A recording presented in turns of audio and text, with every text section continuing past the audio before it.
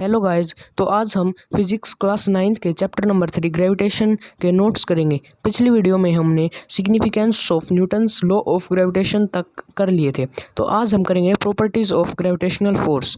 इसकी first properties है Newton's third law of motion is applicable to the gravitational force also. The gravitational force exerted by the object 1 and 2 is equal and opposite to that exerted by the object 2 on the object 1। इसका मतलब है Newton का जो third law है वो applicable है gravitational force के।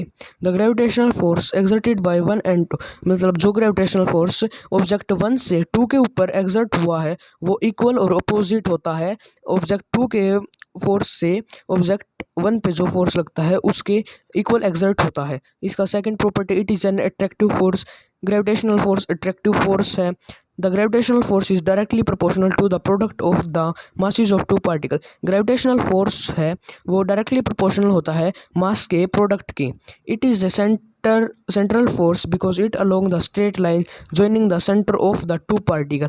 ये एक सेंट्रल फोर्स है क्योंकि ये किन्हीं दो ऑब्जेक्ट के बीच से सेंटर ऑफ टू पार्टिकल्स, मतलब ये किन्हीं दो सेंटर्स के बीच में से एक स्ट्रेट लाइन पास करता है। ये उन दोनों के सेंटर्स को जोड़ता है। Gravity has magnitude as well as direction so it is vector quantity. Gravity के पास मैग्नीट्यूड भी होता है, डायरेक्शन भी होती है, तो इसलिए वह वेक्टर क्वांटिटी है। Gravity is measured in the SI unit Newton. ये न्यूटन की इसकी SI unit difference between ji and capital G. Acceleration due to gravity small g. It is the acceleration of an object due to gravitational pull of the earth on it।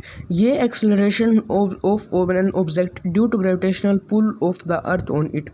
इसका मतलब है किसी object पे जो accelerate होता है वो होता है ग्रेविटेशन जो अर्थ पे है वो उस ऑब्जेक्ट को पुल करता है उसके ऊपर। तो universal gravitation constant capital G. It is constant proportionally equal to the force of attraction between two masses of each 1 kg separated by distance metre. मतलब ये कांस्टेंट प्रोपोर्शनल होता है, मतलब ये हर जगह कांस्टेंट होता है और इक्वल होता है किसके, अट्रैक्शन, मतलब दो मास के बीच में अट्रैक्शन होता है उसके इक्वल होता है। It has magnitude and direction both. इसके पास मैग्नीट्यूड भी है, डायरेक्शन भी है, लेकिन कैपिटल जी के पास ओनली मैग्नीट्यूड है। It has various form of heavenly object to another. इसके पास बहुत से हेवनली ऑब्जेक्ट एक दूसरे पे होती हैं। It is the value for heavenly, मतलब इसकी वैल्यू सेम होती है हर एक हेवनली बॉडी के। The value of g is different at different places on the surface of earth as mentioned below. इसकी वैल्यू हर जगह पे अलग अलग होती है जो नीचे गिवन है। G is universally constant, its value is same even when on the surface of earth as mentioned below।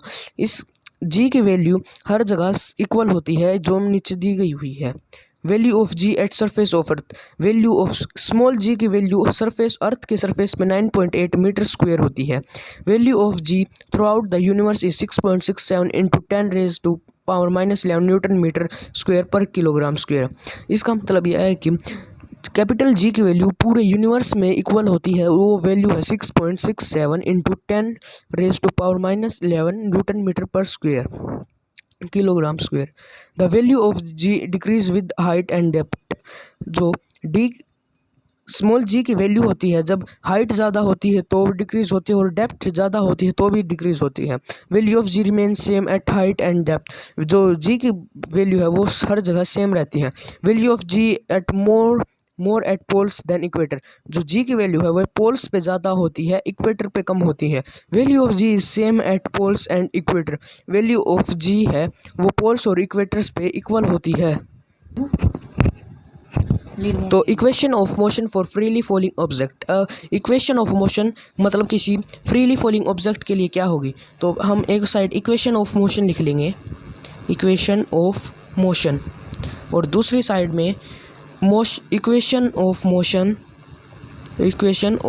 Motion for freely falling object.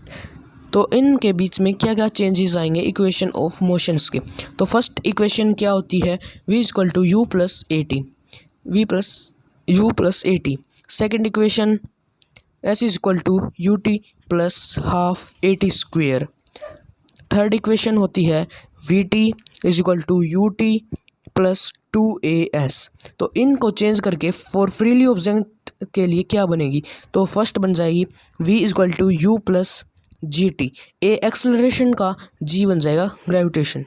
Second S बन जाएगी हाइट, डिस्टेंस हाइट हो जाएगी u t plus half a बन जाएगा g t square.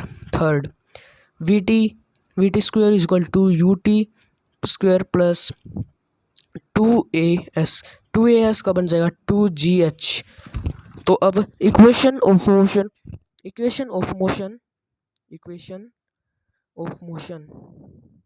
For upward vertical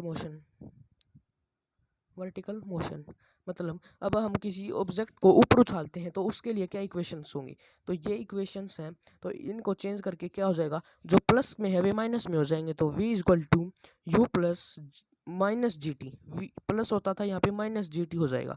तो h is equal to u t plus half g t square, ये plus होता था ये माइनस हो जाएगा। फिर v square is equal to u square plus two g h, ये प्लस होता था ये माइनस हो जाए।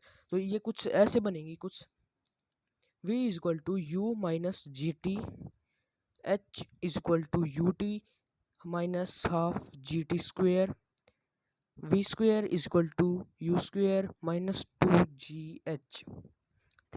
Thank you. और आगे वाले नोट्स हम अगली वीडियो में करेंगे। Thanks for watching.